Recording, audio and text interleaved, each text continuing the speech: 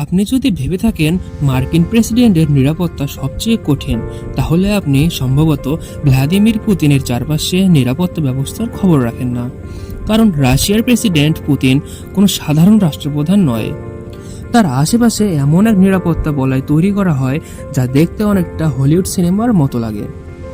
পুতিনের ব্যক্তিগত নিরাপত্তার দায়িত্বে আছে ফেডারেল প্রোটেকটিভ সার্ভিস। এই সংস্থার কাজই হলো রাষ্ট্রপতিকে ঘিরে এক অদৃশ্য দেয়াল তৈরি করে রাখা। এফএসও এর সদস্য সংখ্যা কতটা গোপন, কিন্তু ধারণা করা হয় এদের সদস্য সংখ্যা 5,000-এর বেশি। এদের মধ্যে মাত্র কয়েকজন সরাসরি পুতিনের আশেপাশে থাকে, বাকিরা এমন এমন জায়গায় থাকে যা কেউ ধরতেই পারে না। আপনি যদি ভাবেন তারা শুধু পিস্তল আর ওয়াকিটকি নিয়ে ঘোরে, তাহলে ভুল। পুতিনের বডিগার্ডদের কাছে থাকে আধুনিক স্নাইপার রাইফেল, বিশেষ ধরনের ব্রিফকেস যেটা দিয়ে গুলি করা যায়, নন মেটালিক অস্ত্র এবং বিশেষ ধরনের জামিন ডিভাইস যা কাছাকাছি সব ড্রোন, ফোন বা ইলেকট্রিক ডিভাইস বন্ধ করে দিতে পারে। এছাড়া তাদের কাছে থাকে রিমোট বোমা detector, pressure sensor, explosive scanner. এমনকি কিছু বডিগার্ড এর চোখের চশমা থাকে ছোট ক্যামেরা যা সরাসরি লাইভ ভিডিও পাঠায় পুতিনের নিরাপত্তা হেডকোয়ার্টারে। পুতিন কোথাও গেলে তার আগের পাশ থেকে 7 দিন আগে পুরো এলাকা এফএসও এবং স্পেশাল ইউনিট দিয়ে স্ক্যান করা হয়। হোটেল বা ভবনের ছাদ, বেসমেন্ট, দেয়াল একাধিকবার স্ক্যান করা হয়। আর সবচেয়ে অবাক করা ব্যাপার হলো পুতিন কোনো রোড দিয়ে যাবেন তা আগে থেকেই কেউ জানে না। নিরাপত্তার জন্য একসাথে 3 থেকে 4টি আলাদা একই মডেলের গাড়ি ছাড়া হয়, যার মধ্যে কোনটাতে পুতিন বসে আছে তা কেউ জানে না। এখানে এক জিনিস আপনাদের অবিশ্বাস্য মনে হতে পারে। বিভিন্ন গোয়েন্দা সংস্থা জানিয়েছেন পুতিনের একাধিক ডামি বা বডি ডাবল আছে বলে মনে করা হয়।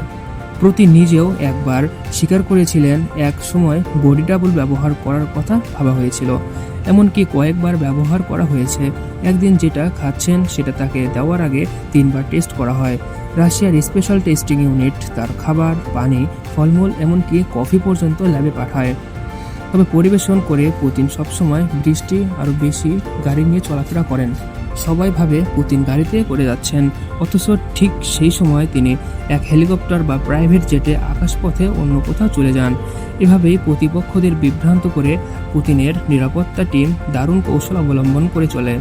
পুতিন যেটা গাড়ি হিসেবে ব্যবহার করেন সেটা কোনো সাধারণ গাড়ি না, এর নাম সিনেট লিমোজিন। দেখে যদিও বোঝার উপায় নেই, এটা এক মিনি ট্যাঙ্কের মতো। এটা বুলেট প্রুফ, বোমা প্রুফ, কেমিক্যাল, গ্যাস প্রতিরোধী এবং এমনকি পানির নিচে থেকেও কিছুক্ষণ চলতে পারে।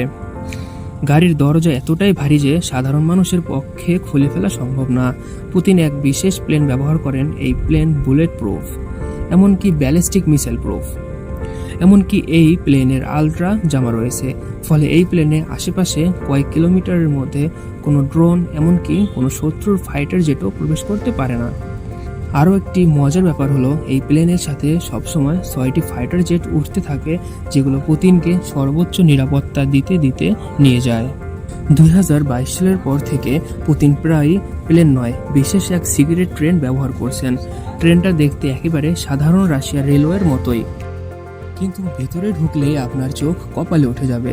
এই ট্রেনে jammer, helipad, control room, medical unit, এমনকি আত্মরক্ষার জন্য রকেট সিস্টেমও আছে। এই ট্রেনে জ্যামের, helipad, control room, medical unit, এমনকি আত্মরক্ষার জন্য রকেট সিস্টেমও আছে।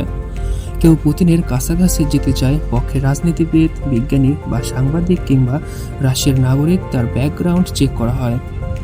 কেউ যদি কোনো দিনও ফেসবুকে বা সোশ্যাল মিডিয়ায় পুতিন বিরোধী কিছু লেখে, তাহলে ইভেন ইফ 10 ইয়ার্স এবং তাকে অনুমতি দেওয়া হয় না। কখনো কখনো ফবি ক্লিয়ারেন্স না দিলে অনেক দেশের মন্ত্রী, এমনকি রাষ্ট্রপতিও তার সাথে দেখা করতে পারে।